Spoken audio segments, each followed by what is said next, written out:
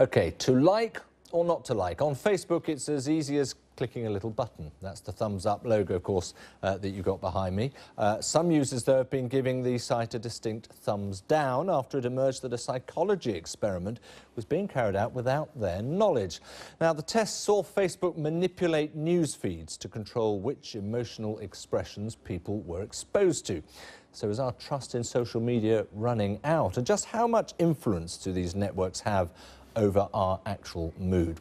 Well, Dr. Paul Bernal is a lecturer in IT at the University of East Anglia here in the UK. He's also author of Internet Privacy Rights. And I'm also joined by the media commentator Steve Hewlett of the BBC, I should say, of this parish, and our social media producer today, Stephanie Constantine.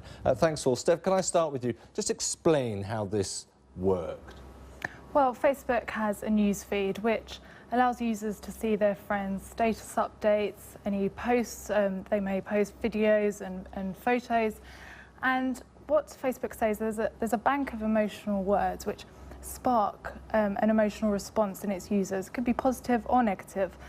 And they saw these status updates and they removed these emotive status updates from people's news feeds. And then they saw whether or not the user then responds more positively or more negatively to these posts. So, in other words, if my friend posts, "I'm married," I'm delighted, they see whether or not I would then have more of an emotional response to that because they're very positive about it.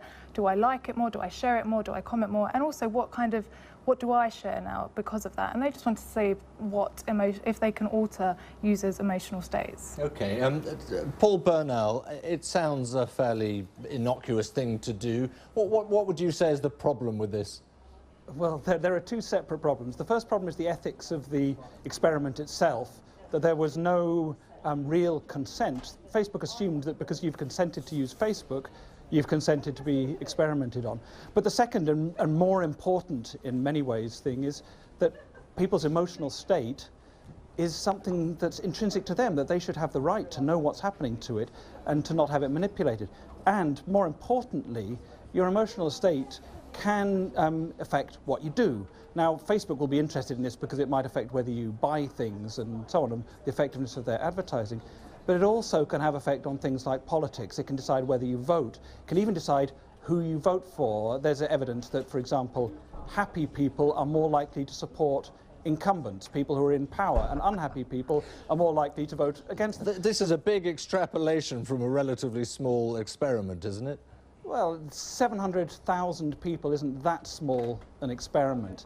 And I think we have to consider what's the ultimate impact. Facebook did a similar experiment also with around 600,000 people a few years ago, actually trying to get people to get out there and vote. And they found that it worked. They found that close to half the people that they wanted to get out voting did actually vote. So it may sound like it's innocuous and it's just about a little bit of manipulation, and it's making people a little bit happier or a little bit sadder, but the potential impact is fairly huge. And it's also important to say, this is the bit that they've acknowledged, this is what they've done as an experiment, but I think we can be fairly confident that this is something that has been going on in one way or another for a long time. Okay, and in some ways yeah, sorry, let me just take that point. Steve, that's an interesting point. That's where the fear factor comes in, how much they might be doing. I don't suppose you're that astonished by their findings. Well, in one sense, no. Look, I think it's common in social media to kind of come across things which, put that way, are alarming. And by the way, I genuinely do think there are some very serious questions about this. But there are kind of old media versions of all this. So the idea, a newspaper editor, for example, the way they arrange their front page, the Daily Mail are masters at it in the UK, and I'm sure there are others all around the world. They can put this story on the front page, and you think, that's outrageous. They can produce the splenetic outpouring, but it kind of happens once a day. People producing, TV news bulletins arrange things in a way that they're cognizant of the way that their viewers feel about things. It's not new, this. I mean, ITV News in the UK, ITN, always, Trevor McDonald, very famous newscaster, always used to end with an "and finally." And kind of after a kind of diet of kind of pestilence, war, and goodness knows what else. The skateboarding duck, the skateboarding duck, whatever it might be, or the fluffy animal. And so playing with or being cognizant of your readers' emotional state is something that people who's delivered news have always done, one way or another. The freaky thing about new media is it's done with algorithms that you can't see, that are much, infinitely more capable than the human eye. And the worry about this is that if it is in fact possible, and I'm sure it is, to impact people's emotions in ways that they're not aware of, and remember, the other thing about new media is it's not just a newspaper in the morning or a TV bulletin. For people who use it, it's with them all the time, isn't it? Yeah. These are good points to challenge Facebook on. Unfortunately, they weren't able to put someone else to talk to us today. They did give us a statement, though, and in it they say the research was carried out for a single week in 2012. None of the data used was associated with a specific person's Facebook account. They also say that in order to make the site as relevant and engaging as possible, they want to understand how people respond to different content, whether that's positive or negative in tone.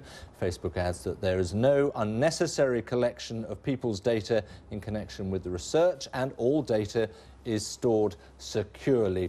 Well, Paul Bernal, let me come back to you. Do you think this story is going to have a negative hit on Facebook and its followers? Is this going to turn people off gradually? I think it will be part of it, but we have to remember that Facebook has got several different people that it's interested in. The users may be concerned about it, but the advertisers will feel rather happy about this. They'll think, hey, we can manipulate people's emotions, we can make people happy because Facebook knows how to use it, we can use this as well. And I think Facebook may be making a calculation here. They may be saying, we'll get a little bit of a hit from the negative stuff from users and from privacy advocates, people like me, but we'll get a positive thing in that we are displaying Facebook's power, which makes us much more attractive to advertisers and potentially more attractive to political advertisers, for example. And the amount of spend being done by advertisers on social media is continuing to rise. Interesting. And they would like that. Sorry, Paul, sorry to interrupt you again, because let's get some response if we can, Steph. We put something up on our Facebook page to see what people made of it. What did they think? We did, yeah, and there's been a huge reaction across social media to this story. There's been a lot of outrage, people saying, how can they use our data and manipulate it? I think people accept that Facebook have access to our data, but it's the fact that they've just manipulated it. But there have been some people defending Facebook. On our Facebook page, we asked whether or not they think Facebook were justified in carrying out the research. Lavdeep Singh says it is justified, it's their website, they can do whatever research they want to do. Margie Banks said there are so many social psychological behaviours that can be learned from Facebook. I don't think variables should be manipulated, however, just use what's posted. And Patrick Lewis has said it's disgusting. I've been using Facebook less because of it, and that's a sentiment that's been expressed across social media. A lot of people are saying they're going to use Facebook less. Some people saying they're going to come off Facebook and start using other social networking sites because of this. Well, it's got people going, hasn't it? I'm afraid we've run out of time, though. Steph, thanks very much. Steve Hewlett and Dr. Paul Bernal, thank you all very much.